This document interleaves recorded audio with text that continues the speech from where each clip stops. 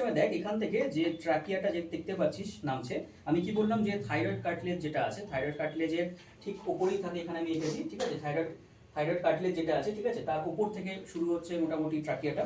ওকে, ট্রাকিয়ার একদম ওপেনিংটাকে কি বলা হয়, কি বললাম, কি বলা হয় ওপেনিংটাকে? আর যেটা হচ্ছে গ্লটিসকে যেটা ক্লোজ করে রাখে, ক্লোজার করে রাখে, সেটা হচ্ছে এপিগ্লটিস, ঠিক আছে। এপিগ্লটিস এটা কার্টিলেজ, বোঝা গেল ব্যাপারটা? আচ্ছা, তারপরে অ্যাডামস অ্যাপেলের কথা আমি বললাম, ঠিক আছে। Adams Apple is the part of thyroid cartilage, বোঝা গেল? এইখানে দেখ দেখা যাচ্ছে এই যে উঠে আছে, মানুষটাকে যদি এই সাইড করে দেখাই, খেয়াল কর, দেখ একটা পোরশন উঠে আছে, ঠিক আছে, এটা থাইরয়েড কার্টিলেজের পার্ট, থেকে বলা হয় অ্যাডামস অ্যাপেল, ঠিক আছে, জুম করতে পারি সেখানে তোরা, ঠিক আছে, অ্যাডামস অ্যাপেল, বোঝা গেল? এই অ্যাডামস অ্যাপেলটা হিউম্যানদের ক্ষেত্রে, যেটা মেল হিউম্যান হয় তাদের ক্ষেত্রে কি হয়, অ্যাকিউট অ্যাঙ্গেল, অর্থাৎ সেটা সূক্ষ্মকোণ।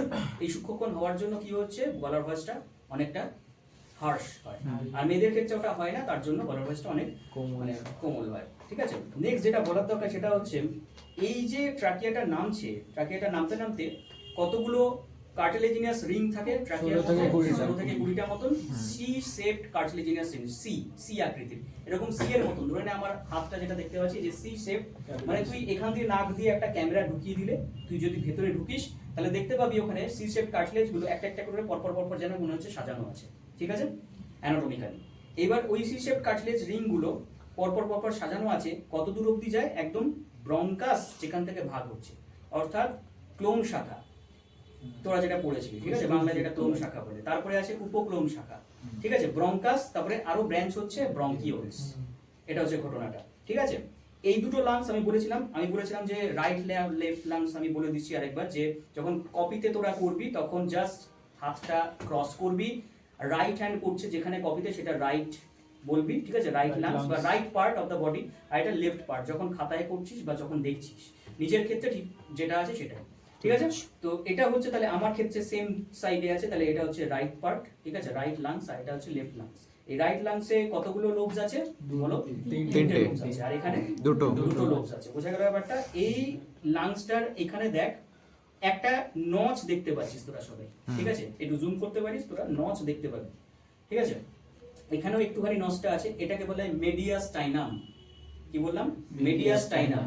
এই মেডিয়াস্টাইনামের মাঝখান দিয়ে দেখ একজনকে দেখতে পাচ্ছিস, এটা হৃৎপিণ্ড। হ্যাঁ, কি অগ্ন্যাশয় না, হৃৎপিণ্ড, হৃৎপিণ্ড অর্থাৎ হার্ট, বোঝা গেল ব্যাপারটা? এবার এই দুটোকে খুলে দিচ্ছি, দেখ জিনিসটা ভালো করে,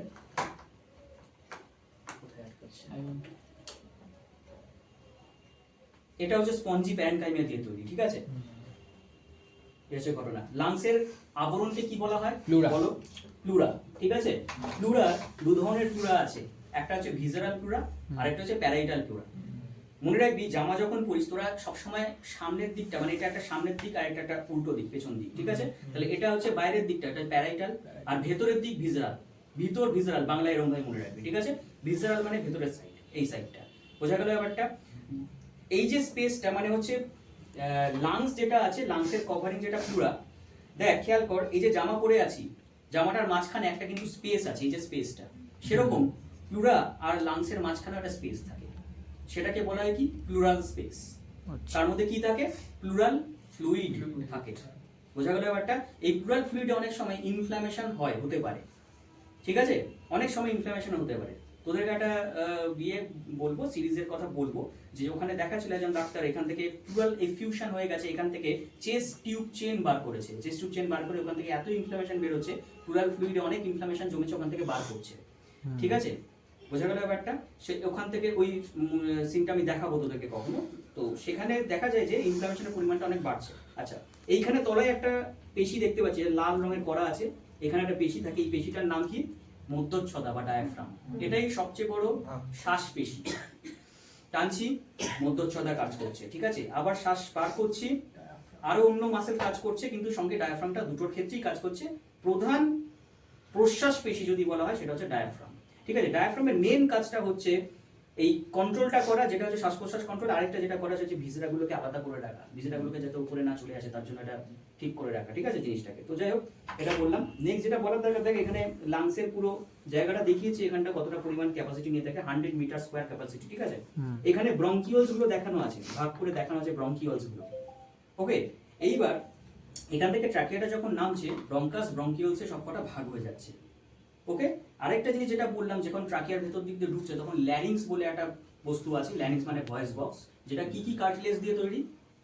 একটা হচ্ছে থাইরয়েড কার্টিলেজ, কার্টিলেজ আমি বলে দিয়েছি, থাইরয়েড, ক্রিকয়েড, অ্যারেটেনয়েড, কর্নিকুলেট, কিউনিফর্ম, এপিগ্লটিস। বোঝা গেল? 6 to 7 কার্টিলেজিনাস রিং, ঠিক আছে? ওই জায়গাটায় ওটায় থাকে হচ্ছে থাইমাস গ্ল্যান্ড, ঠিক আছে? থাইমাস গ্ল্যান্ড থাকে। এই থাইমাস গ্ল্যান্ডটা কি করে? থাইমাস গ্ল্যান্ড এমনই একটা গ্ল্যান্ড যেটা হচ্ছে আমাদের যত ইমিউনিটি সেল আছে, অর্থাৎ লিম্ফোসাইট ফর টি সেল বলে একটা সেল করেছিল ওরা, টি লিম্ফোসাইট। মনে করে দেখ, ওই টি সেলগুলো যত আমাদের বডি থেকে তৈরি হয়, ওটার যে অ্যান্টিবডিজ গুলো আছে সব এই থাইমাস গ্ল্যান্ডে এসে, এবং এই সেলগুলো এসে এখানে জমা হয়। বোঝা গেল? এটা অ্যাডাপ্ট হয় ওই জায়গাটায়।